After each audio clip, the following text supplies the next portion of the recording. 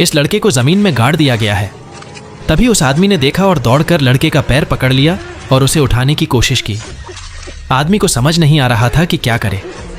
वह आदमी फिर बगल वाले कर्मचारी के पास भागा और जाकर कहना कि जल्दी मेरे साथ चलो, एक लड़का जमीन में फंस गया है। फिर वो दोनों लड़के का पैर पकड़ लेते हैं और खूब खींचते हैं, लेकिन वे इसे उठा नहीं सके। फिर लड़के का क्या होता है यह देखने से पहले दोस्तों, अगर आप अपनी प्यारी माँ से प्यार करते हैं तो वीडियो को लाइक करें, चैनल को सब्सक्राइब करें। तभी लोगों ने देखा कि लड़का लेटा हुआ तरबूज का जूस पी रहा है। फिर लोग गुस्से में चले जाते हैं।